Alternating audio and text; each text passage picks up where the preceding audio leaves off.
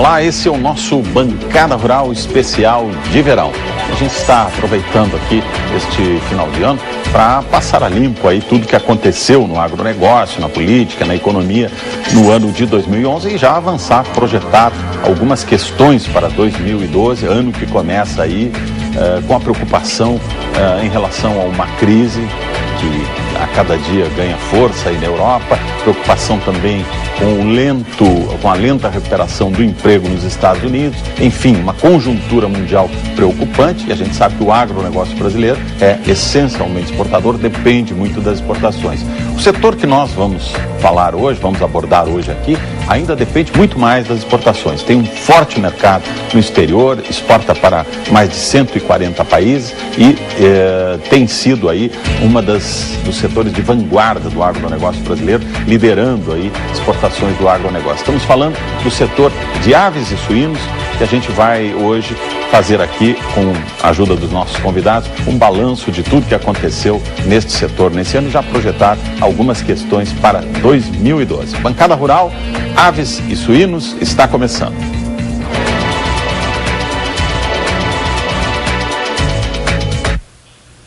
E a gente começa o nosso programa de hoje apresentando os nossos convidados que vão estar aqui conosco, debatendo tudo que aconteceu aí no mercado de aves e suínos em 2011. Aqui conosco no estúdio, Ricardo Cunha. E em São Paulo teremos a participação do economista Miguel Daúde, também do do diretor da UBABF, Ariel Mendes, e do presidente do Sindicações, Ariovaldo Zanin. Em Brasília também teremos a participação do Marcelo Lopes, presidente da Associação Brasileira de Criadores de Suínos, a ABCS. A todos, sejam bem-vindos ao nosso Bancada Rural, que começa aí fazendo um balanço já do que aconteceu neste ano, uma pequena retrospectiva do que aconteceu em 2011, para a gente depois poder então discutir em cima destas questões. O embargo a frigoríficos brasileiros que vendiam carne para a Rússia prejudicou as exportações de aves e suínos em 2011. Mas os criadores também sofreram com outros problemas. Veja na reportagem de hoje da série Retrospectiva e Perspectiva 2011-2012.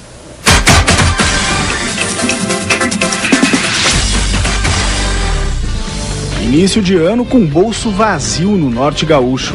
Mais de 100 avicultores anunciaram a suspensão das atividades por falta de pagamento da empresa com a qual trabalham no sistema de integração. Do jeito que está ali, está impossível, né? Hoje o agricultor não tem mais uma segurança, né? Romeu deixou de criar 32 mil frangos depois de esperar 4 meses pelo pagamento dos lotes. Não tem como pagar. Esses galpões são financiados e as prestações vão vencer. E a crise dos produtores integrados transformou-se em um problema ainda maior ao longo do ano.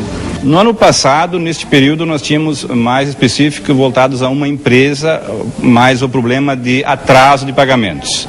Agora já se manifesta em outras empresas também. Não estamos dizendo que o setor está complicado, que não vai, ou que é uma coisa que vai desbancar muito forte. Agora, na nossa visão, o setor merece uma atenção e uma discussão mais aprofundada. Foi um motivo a mais para os criadores de suínos não esquecerem tão cedo de 2011. Essa é considerada a maior crise do setor na história da suinocultura. O preço do milho, principal ingrediente da ração, subiu mais de 20% em São Paulo. Para conter o prejuízo, seu Ovídio, criador há mais de 30 anos, diminuiu a quantidade de ração para os animais. Você consegue reduzir seu custo em torno de 7% mais ou menos. No Mato Grosso, a diferença entre o custo de produção e o valor de comercialização da carne trouxe prejuízos de R$700 mil para o seu paulino. Nós já cortamos 20% do plantel, já temos reduzindo o peso do suíno, que era 120 quilos, passamos para 80. A gente está procurando, mas o nosso estoque está indo.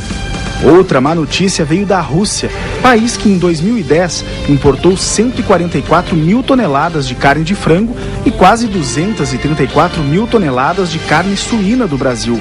Após inspecionar estabelecimentos brasileiros, o governo manteve restrições impostas a 3 empresas, descredenciando 6 frigoríficos e 2 fábricas de ração. Eu vi que o projeto está muito ruim. muito ruim. O serviço veterinário, o serviço do Ministério da Agricultura são equivalentes com o serviço russo e dão todas as garantias necessárias. Com a China foi diferente. 50 frigoríficos brasileiros do setor de aves e suínos foram habilitados a exportar para o país asiático.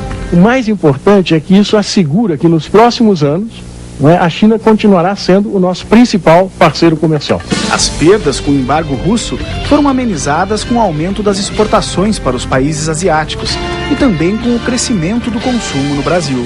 Ponto alto foi o mercado interno, que eu acho que absorveu muito bem. E a exportação cresceu Hong Kong muito, cresceu Ucrânia. Então nós conseguimos quase que substituir a metade que nós perdemos da Rússia, né? Porque nós estamos exportando em 2011 metade do que exportamos em 2010. E mesmo assim, no total está quase igual o número. Então, substituição muito boa. A Associação Brasileira dos Criadores de Suínos espera apoio do governo para diminuir a crise no ano que vem. E espero que o governo se sensibilize com a produção, com a pecuária suína, porque nós consumimos 70% do nosso custo está envolvido em cima do milho. E espero que a gente tenha, assim, o respaldo do governo para que não exporte todos os nossos grãos e que a gente tenha uma produção mais tranquila. Bom, a gente viu aí dificuldades no setor de aves e suínos. Eu acho que todos os exportadores brasileiros enfrentaram esse ano muitas dificuldades, principalmente por conta do câmbio, aí o dólar muito valorizado. O real muito desvalorizado, até artificialmente, aí isso prejudicou muito todos os setores exportadores. Mas talvez o que tenha enfrentado maiores dificuldades foi justamente o da suinocultura, por conta dos embargos da Rússia, que é o principal comprador aí da carne suína brasileira. Então nós vamos começar pelo Marcelo Lopes, presidente da BCS em Brasília. Marcelo, qual é o balanço que vocês fazem desse ano e qual é a explicação que existe para esses boicotes assim inesperados da Rússia? Ora alega uma coisa, ora alega outra, ora propõe uma barganha comercial, vender algum produto, vender avião militar, helicóptero, enfim, e o setor da suinocultura acaba entrando nessa confusão aí, sendo prejudicado. Vocês já estão abrindo novos mercados também, procurando saída, se livrar um pouco dessa dependência do mercado russo? Queria que você fizesse uma análise para a gente aí, começar o nosso bate-bola. Bom, boa tarde a todos, boa tarde, senhores telespectadores. Eu faço duas análises. Do ponto de vista de produção, sem dúvida nenhuma, foi um ano muito difícil para nós, principalmente com os altos custos dos insumos. A gente teve um aumento do insumo bem substancial e isso inviabilizou principalmente os estados do sul, que são os maiores produtores do sul. Com relação, aí falando em relação aos altos preços do milho e não somente o alto preço e a falta de abastecimento também. Nós não temos uma política de abastecimento para o setor suinícola. Do ponto de vista de mercado, apesar de ter sido bastante duro esse baque da Rússia e vira e mexe você ouve que vai abrir, que vai acontecer, enfim, são problemas políticos. Mas isso nos trouxe novos horizontes, abriram-se outros horizontes. Se você considerar que nós exportamos aí 50% das nossas exportações eram voltadas para a Rússia, hoje nós abrimos outros mercados, o próprio Hong Kong, a China está entrando aí com bastante força. Isso aí eu acho que veio um ponto positivo para nós produtores. E além do mais, com esses embargos, você teve que trabalhar o mercado interno. Hoje o mercado interno nós já conseguimos alcançar um consumo per capita aí em torno de 15 quilos per capita. Nós trabalhávamos aí há 2, 3 anos atrás em torno de 3 quilos. E isso é muito substancial e ainda tem muita coisa para crescer, considerando que os países de primeiro mundo, os países europeus e a própria América do Norte, consomem em torno de 30, 40 quilos. Então, do ponto de vista de mercado, eu acho que a gente tem muito aí, ganhou muito nesse ano e as expectativas são boas para o próximo ano.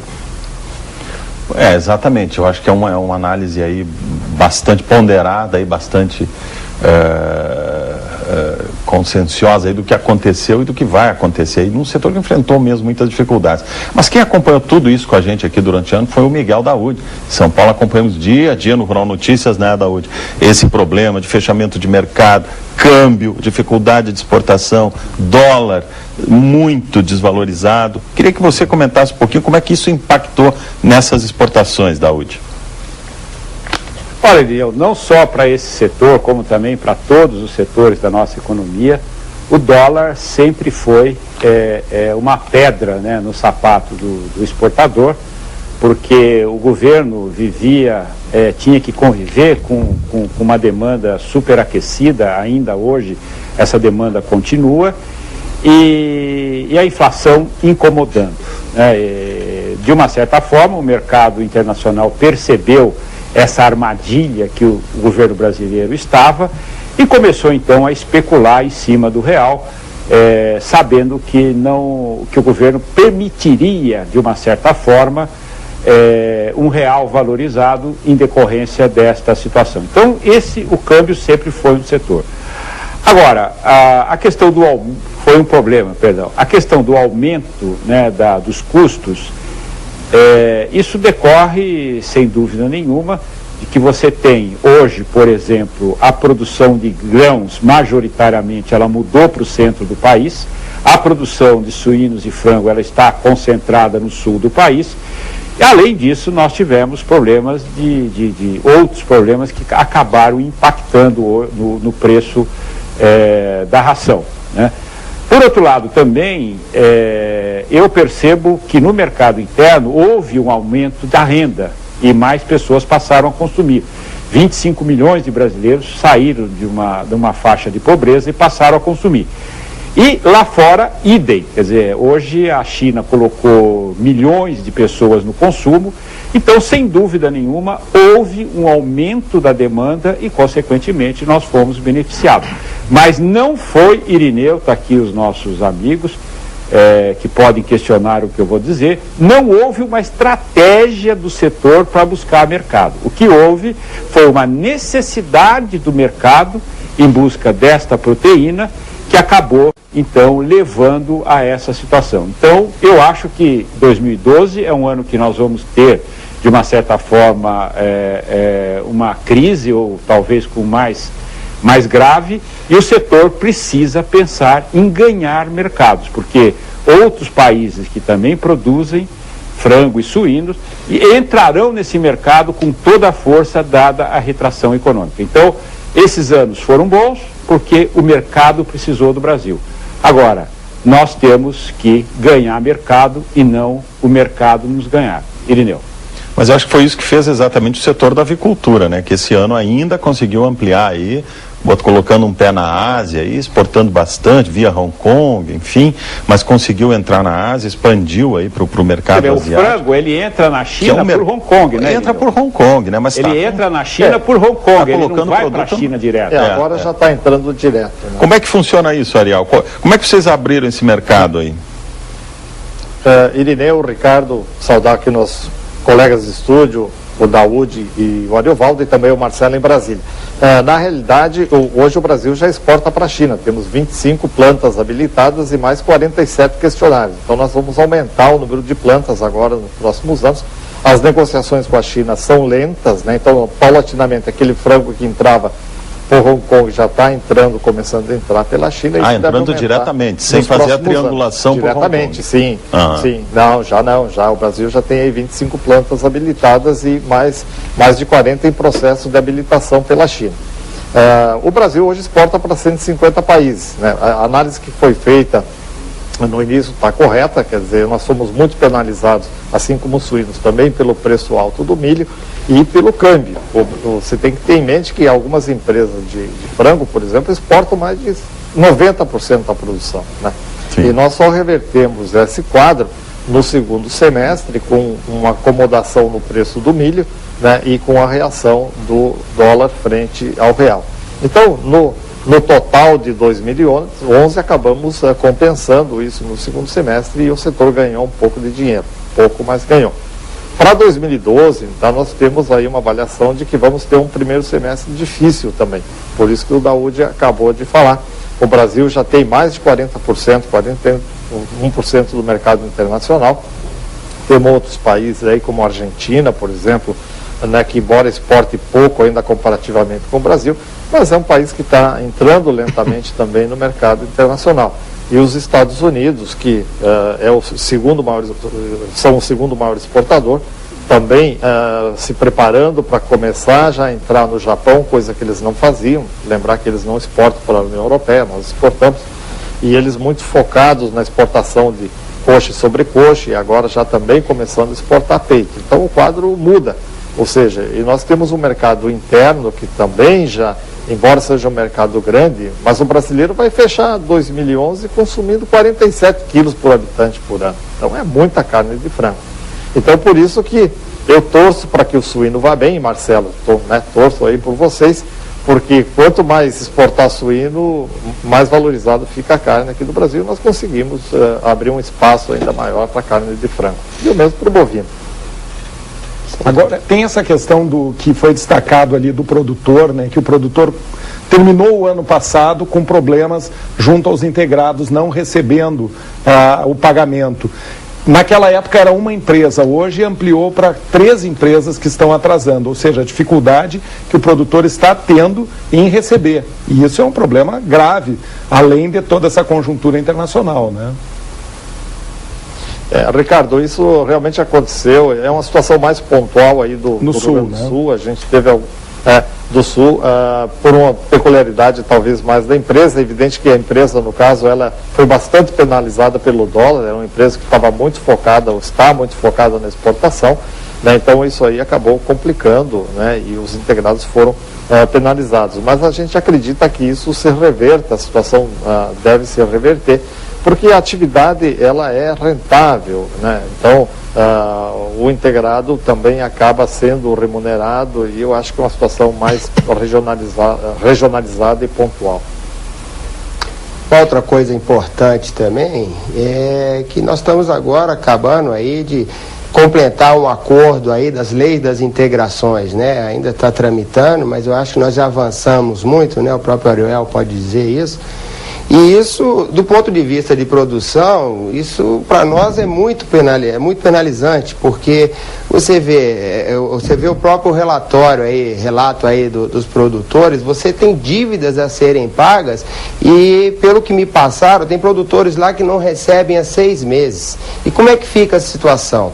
Então, esses projetos que nós estamos trabalhando juntamente com a indústria, trabalhando aí para que a gente chegue num consenso, para que dê um ordenamento jurídico, é exatamente para evitar esse tipo de problema. Por mais crítico que seja a situação da indústria, para que a gente consiga proteger o produtor. Isso é muito importante, porque a situação hoje que essas pessoas se encontram lá, principalmente no Rio Grande do Sul, onde está vendo esse caso, é uma situação gravíssima, considerando que são pessoas que vivem dessa atividade e têm que sustentar a sua família através disso. E até porque esses produtores não têm outras alternativas também, né, Marcelo? Porque eles ficam vinculados às integradoras, né? E aí tem o freteiro que transporta, o caminhoneiro, quer dizer, todo mundo está nesse pacote. Vira uma bola de neve. Se você for em loco, nós demos uma rodada no Rio Grande do Sul, rodamos todos os estados do Sul, principalmente agora, e você vê a situação que essas pessoas se encontram, é muito difícil. Então, a gente até pede encarecidamente que se dê um tratamento especial a essas pessoas, porque você imagina você ficar 6 meses, tem situações que estão 6 meses sem renda. E essas pessoas têm obrigações, é aquela famosa bola de neve, é dali para baixo, os próprios filhos. Tem gente que está tendo dificuldade até em alimentação. Irineu. E passando. Diga, Daúde. Irineu, eu queria fazer uma pergunta aqui para o Ari. Essa questão de custo, né? O que impacta mais nos custos? O dólar, ele deu uma melhorada. O que chegou primeiro? O benefício da alta do dólar na venda ou o malefício do dólar nos custos? Questão muito boa. Eu queria saudar os colegas aqui, telespectadores, boa noite. A análise, eu imagino, tem que ser um pouco mais ampla, né? O ano passado havia liquidez e a baixa taxa de juros nos Estados Unidos permitiu que houve um fluxo razoável, né, os fundos para o mercado futuro das commodities agrícolas. Isso particularmente deve ser continuado. Entrar numa arena internacional para competir nesse mercado da alimentação tem que jogar o jogo, né? E definitivamente nós vamos continuar sofrendo essa ciclotimia nas cotações das commodities. Agora, é importante que internamente, né, há muita coisa a se fazer. Desafios logísticos, né, principalmente em relação, já foi mencionado aqui, na conversa a questão do transporte, né, e a competitividade. Milho e soja são commodities negociadas internacionalmente e vão continuar sofrendo essas flutuações.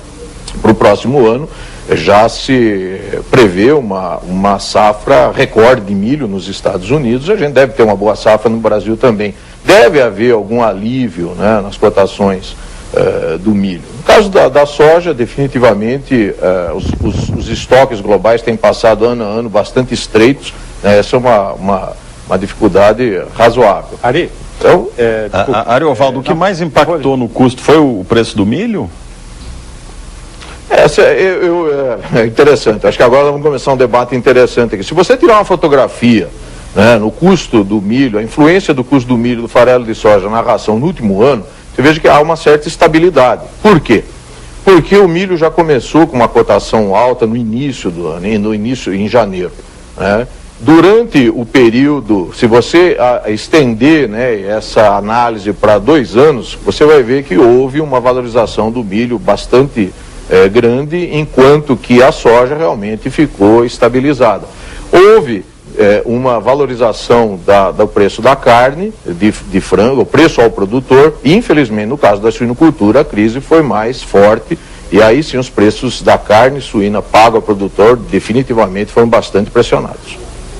Irineu, eu não sei se dá tempo rapidamente. Daúde, nós estamos no limite do tempo bloco. Nós estamos no limite aqui do tempo. É uma pergunta que eu queria deixar Lança a pergunta aqui, e nós respondemos no próximo bloco, pode ser? Ok, a pergunta é o seguinte: existem estudos já confirmados que commodities não sofrerá o que sofria no passado em referência à sazonalidade de preço. Então aí está uma boa notícia para vocês, porque frango não é commodities, para mim é produto acabado. Tá bom, nós vamos para o intervalo, então em seguida a gente volta retomando desse ponto aqui que o Daúde levanta. Frango não é commodity? Vai sofrer ou não vai sofrer impactos em 2012? Voltamos em seguida com mais Bancada Rural, fique com a gente.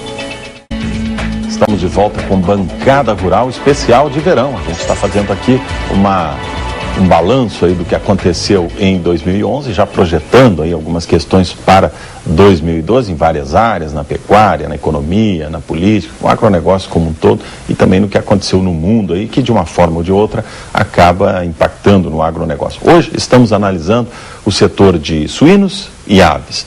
No bloco anterior, o Miguel Daúde havia levantado uma questão, a gente pode começar a nossa conversa a partir desse ponto, né, Daúde? Para quem chegou agora, sintonizou agora, queria que você fizesse novamente a pergunta.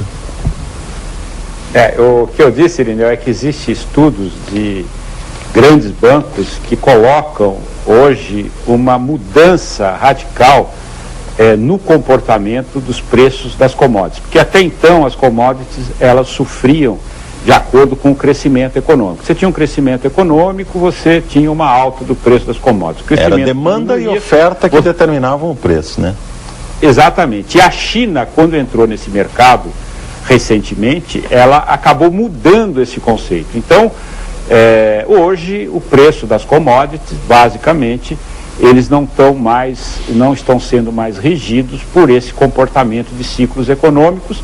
E a outra afirmação é de que o frango não é uma commodity, apesar de ser milho puro, né, ração, mas ele é um produto que passou por uma transformação, agregou valor e ele está no mercado. Agora, quem tem aqui uma resposta um pouco diferente é o Ari. Ari, por favor.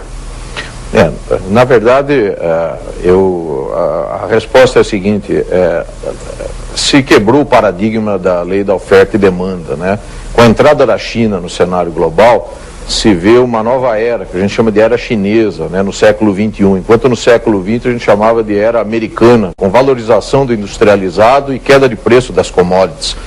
Passados tantos anos e com a evolução e a demanda crescente, os recursos naturais limitados e a necessidade de sustentabilidade têm valorizado sobremaneira o uso da água e dos recursos naturais, a terra também. Então eu entendo que são novas mercadorias, né, que deixarão de ser consideradas commodities e que de fato nós, no Brasil, através de políticas públicas e parceria entre o setor privado e o poder público, valorizando, né, dando valor agregado ao nosso produto para entregar um produto no cenário internacional muito valioso. O chinês compra a soja aqui no Brasil e está, de fato, levando a nossa água para lá. Que na realidade, né, Evaldo, o que o governo brasileiro precisa entender é esse tipo de coisa. A política do governo, do Ministério da Agricultura, com o ex-ministro Rossi, para o milho ano passado foi desastrosa. Ele entrou no momento errado, demorou para entrar, para atuar. Quando atuou de uma maneira errada, atuou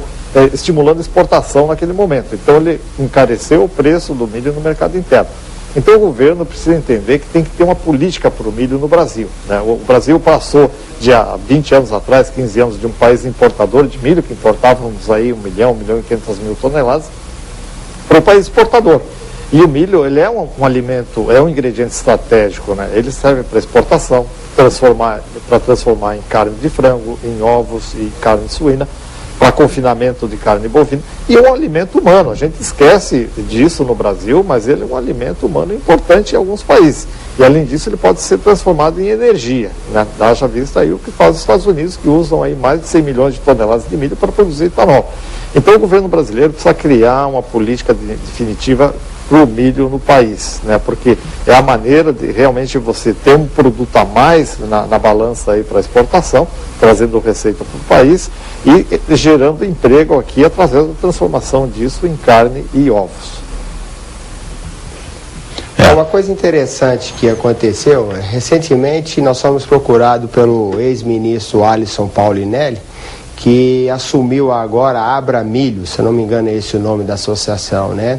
E o ministro, ele vem com uma proposta bastante interessante. Ele ainda não explicitou ela totalmente para nós, mas ele tem uma proposta de política de abastecimento, né? Está tentando fazer que seja uma política de governo e nos procurou, nós temos até uma reunião marcada agora no início de janeiro, exatamente para que ele passe esses detalhes, mas era trabalhar com preço médio para a produção, onde você, claro, você tem as suas sazonalidades, né? E você conseguia manter um preço médio destinado à produção de pecuária, suíno, aves e bovinos. Nós ainda não temos detalhes disso, mas ele já foi à Câmara, já está colocando isso em debate e acho que em breve nós teremos notícias boas em relação a isso aí. Olha aí, ó, uma boa notícia que pode estar vinda. Porque esse é realmente... Só uma colocação. Sim, da onde? Não, eu só ia fazer uma colocação a respeito do ministro, o ex-ministro, né? Eu me lembro que no centro do país, havia um excesso de milho, não sabia onde colocar milho, e a Conab fazia leilões para o milho ficar indo do lugar para o outro, né? Então aí a gente começa a entender que a estratégia do Ministério não era uma estratégia para o milho, era uma estratégia para os interesses de algumas pessoas do setor. Não sei se você se lembra disso, que o milho saía de Rio Verde. O produtor de milho sendo extremamente penalizado, vendendo milho a um preço menor do que o custo de produção. E a Conab gastando um dinheiro, e o Ministério da Agricultura, na época, quando interferiu, acabou beneficiando 3 ou 4 traders, aí, exportadoras. A realidade é essa. Então nós temos que ter uma política para o milho. Eu acho que nós temos que sentar o setor de aves, de suínos, o produtor de milho com o Ministério da Agricultura. Felizmente agora o ministro Mendes Ribeiro tem uma outra visão sobre isso, o secretário de Política Agrícola, o Caio, também. Então eu acho que é hora, no início do ano, de a gente sentar para discutir isso aí, porque os setores estão muito relacionados, né? E todo mundo precisa ganhar. Na realidade, tem uma coisa que a gente sabe, o estoque regulador, ele é para regular. Então ele foi feito exatamente para você ter a oferta no momento em que você tem a demanda e não tem a produção, e quando você tem a grande oferta, você guarda para aquele momento. Agora, só que a política, né, as políticas agrícolas no Brasil, elas são eficientes. Eu ouço às vezes as pessoas dizendo assim, não, mas não tem política agrícola. Tem sim. O que não tem é como você está colocando. É gestão da política agrícola. Para que ela atinja os seus objetivos. Daí a importância de buscar soluções sustentáveis, né? Nós vivemos no século XXI, definitivamente nós temos que aumentar os índices de produtividade, né? A nossa indústria de alimentação animal, o desempenho dela varia, é um espelho do sucesso ou insucesso da indústria produtora e exportadora de carnes. Por isso que nós temos investido bastante e defendido o uso da tecnologia, a biotecnologia, né, aumento da produtividade, né, e mantendo, né, sendo amigável ao meio ambiente, né. Nós projetamos para 2020 a possibilidade de uma demanda no Brasil de 85 milhões de toneladas de ração. 60, 65, 70% de inclusão de milho aí, nós quase estamos consumindo uma safra inteira, sem contar as exportações. E o que dizer da política, né, climática americana, que ano a ano aumenta a demanda por etanol. Então nós temos que buscar alternativas e produzir, né, carne com maior produtividade. E o Brasil tem um potencial grande para produzir milho, eu acho que vai continuar produzindo. Eu acho que o Ariel levantou uma questão muito importante. Me parece que há um problema aí com o milho, que é o seguinte: o milho fica muito a reboque da soja, né? Quer dizer, quando o preço da soja está bom, se planta menos milho. Quando o preço da soja cai um pouco, aí o produtor aumenta a área de milho. Quando a relação deveria ser com a indústria de aves e suínos, né? Que é a grande consumidora desse produto. Exato. E não com a soja. Quer dizer, talvez aí é que a política oficial do governo tenha que intervir para realmente relacionar esta cultura com a indústria da carne de frango e da carne de suíno. E não com a lavoura da soja. Essa é a razão da necessidade de uma política de preço mínimo. Senão, obviamente, o produtor sempre vai alterar a matriz agrícola. Ele vai buscar uma lavoura uma safra, né, que lhe dê maior rentabilidade. Né? Mas o produtor, Ariovaldo, já está começando, o produtor de milho já está começando a ver isso, né? Para a próxima safra agora, eu acho que já desatrelou um pouco, vai desatrelar um pouco da produção de soja. Ele já está vendo o milho como uma possibilidade boa para exportação.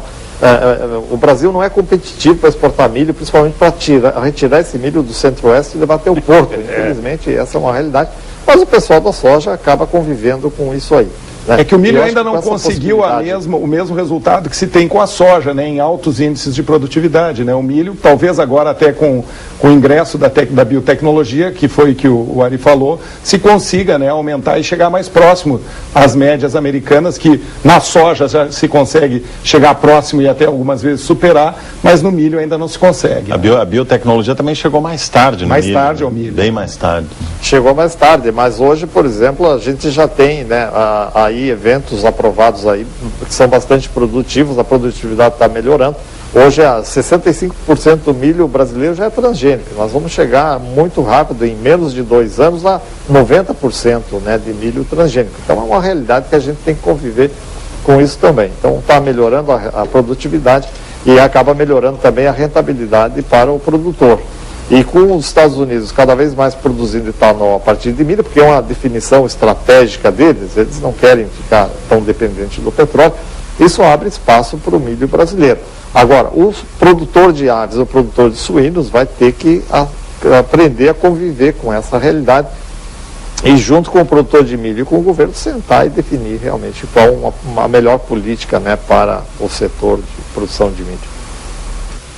Muito bem, a gente tem aí mais alguns minutos de programa e eu queria aproveitar então, fazer uma rodada com os nossos convidados e tentando projetar já alguma coisa para 2012. A gente sabe que 2011 foi um ano bastante difícil, tivemos aí muita dificuldade, algumas superações de alguns problemas, mas 2012 vem aí um ano com uma crise internacional que ganha corpo a cada dia, o problema na Europa, que é grande importador de produtos brasileiros, problema de desemprego nos Estados Unidos, que também é importador de produtos brasileiros. A China vai crescer, mas vai crescer um pouco menos, em torno de 8%, menos do que os 10, 11, 12 que vinha crescendo. Então, quer dizer, há uma preocupação no horizonte aí com a crise internacional. E eu queria que os nossos convidados que analisam esse setor, aves e suínos, pudessem nos falar um pouco sobre essa questão. Até o próprio mercado interno, né, Irineu, que se aposta muito, mas se sabe que a crise vai acabar chegando ao Brasil, né? O nível de emprego no Brasil já começou a diminuir, né? Quer dizer, já houve uma desaceleração aí no emprego,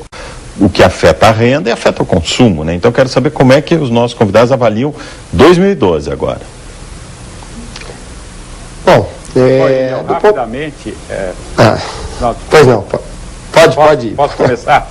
Pode. Não, rapidamente, tem 2 pontos que eu acho que é importantes de nós analisarmos. Primeiro, é oferta e demanda. mesmo com uma crise muito severa, a oferta e demanda, ela vai sofrer, né, principalmente a demanda, mas eu não vejo grandes problemas nesse setor, porque as pessoas que ascenderam para uma classe social, não só aqui no Brasil como lá fora, elas tendem, né, elas têm na sua memória esse consumo, então vai ser um pouco mais difícil de você sentir uma queda imediatamente. Agora, o que pode ocorrer, a gente está percebendo que o euro provavelmente vai sofrer uma grande desvalorização com as emissões que estão sendo feitas na Europa para socorrer os países endividados, e isso sim pode ter o impacto no preço das commodities, né? Na formação de preço desses produtos. Aí sim eu vejo com uma preocupação você ter uma pequena queda ou uma queda razoável no preço dos produtos com uma elevação muito forte dos custos. Aí que eu acho que mora o perigo de 2012 em relação à produção no Brasil. No caso de aves, no caso de frango, fazendo uma análise da perspectiva para 2012, o setor é bastante cauteloso. A gente vê assim com preocupação o primeiro semestre do ano que vem, principalmente pelo fator da crise e também no mercado interno, já havendo uma certa desaceleração do consumo. A gente percebeu já esse Natal, por exemplo, não foi um Natal tão bom como o ano passado, né? Então, isso já é reflexo dessa crise, o consumidor já diminuindo um pouco. E também o consumidor tendo mais dinheiro, comprando outros produtos, né? Para o segundo semestre, a gente entende que deve melhorar em 2012, mas de qualquer maneira o setor é bastante cauteloso. Nós já exportamos para 157 países, nós não temos grandes mercados para abrir, a exceção da Indonésia e da Malásia, principalmente. Os Estados Unidos também é uma perspectiva mais a médio e longo prazo, mas de qualquer maneira são grandes produtores. O que, além de Indonésia e Malásia, a gente vê aí uma possibilidade de reduzir a tarifa na Índia e com isso começar a exportar para a Índia, né? Então, é um otimismo, mas um otimismo cauteloso no caso do frango. E do meu ponto de vista, o que faltou foi, no Brasil, o governo não economiza no gasto público e não fez o investimento em infraestrutura, principalmente logística. Por outro lado, a disciplina na gestão macroeconômica, né, trouxe, né, uma solidez e confiabilidade ao nosso sistema financeiro, reservas da ordem de 350 bilhões de dólares, o câmbio flutuante, além de outros fatores, devem blindar o país até certo limite, se a crise na União Europeia, essa crise fiscal, não se tornar uma crise financeira e contaminar o sistema bancário, né? Olha, do ponto de vista de suínos, eu procuro ver com otimismo, até porque nós passamos um ano muito difícil, pior do que foi, eu acho que é impossível. Nós trabalhamos o ano inteiro abaixo de custos e eu costumo dizer para os meus companheiros o seguinte, que aquilo que nós temos que esperar para o ano que vem é um crescimento do mercado interno, sabe? Eu acho que o mercado interno consome muito pouco carne suína, nós temos uma pressão muito grande em cima da carne bovina hoje, que é a segunda mais consumida no país aí, e hoje os preços já internacionalizados, e eu tenho certeza que para o ano que vem, a carne que vai ter um crescimento substancial é, sem dúvida nenhuma, a carne suína. Do ponto de vista tecnológico, só para a gente ter uma ideia, você vê, esse ano nós tivemos uma oferta, um abate 6% a mais do que o ano passado e crescemos apenas 1% no plantel.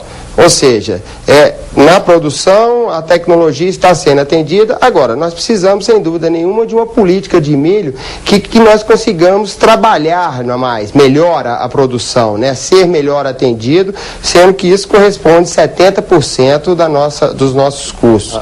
A minha expectativa, sem dúvida nenhuma, é positiva e eu espero que um segundo semestre ainda melhor, considerando que essa crise toda aí mundial, eu acredito que ao longo de 2012 no finalzinho dele a gente tenha melhores resultados aí aqui dentro do país. Agora, Marcelo, o que vocês estão fazendo para aumentar essa venda? A suinocultura tem uma perspectiva de abrir o mercado do Japão e da Coreia, né?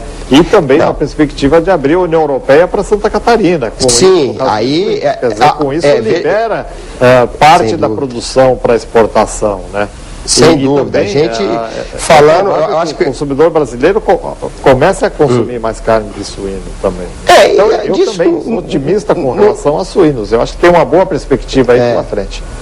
Sem dúvida nenhuma. A China tem uma expectativa muito grande agora, nós vamos ter os embarques aí agora, uma conversa com o próprio Pedro Camargo, presidente da ABIPEX, que a China pode vir a ser, sim, sem dúvida nenhuma, já no início, no primeiro semestre, o nosso grande importador. Então as perspectivas são muito grandes, considerando os níveis de produção que nós tínhamos trabalhado nos anos passados, né? Agora, é verdade que, só um comentário, Dodi, é verdade que se o setor de suínos ainda tem muito a crescer no mercado interno, pode avançar muito ainda no mercado interno, o setor de frango já está no limite no mercado interno, né? Quer dizer, já se produz muito para o mercado interno e tem de buscar mercado fora do país, né, Ariel?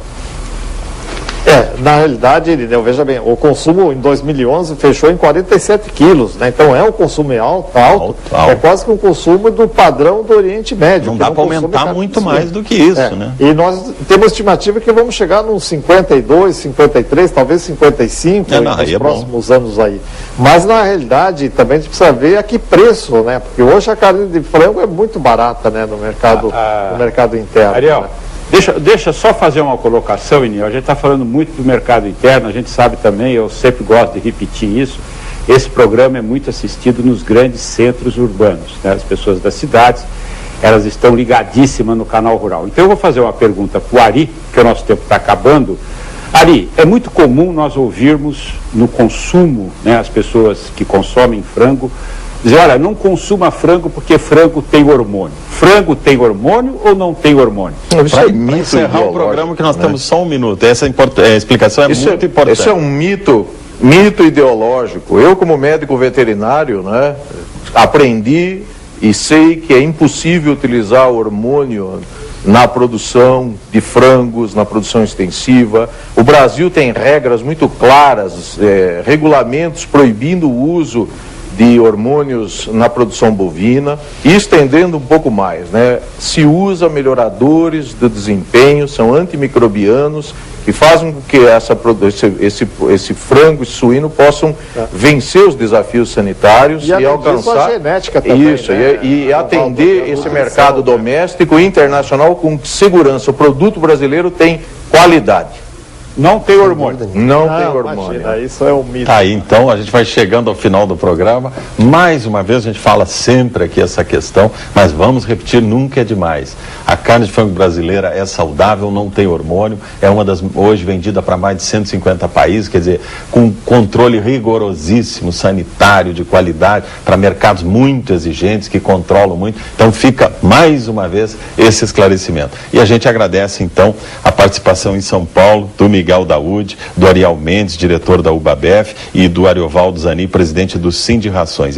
Em Brasília, Marcelo Lopes, presidente da BCS, que esteve conosco, e aqui em Porto Alegre, Ricardo Cunha, nosso colega do Canal Rural. Bancada Rural de Verão, hoje, avaliando aves e suínos, fica por aqui. Nós voltamos amanhã. Até lá, então.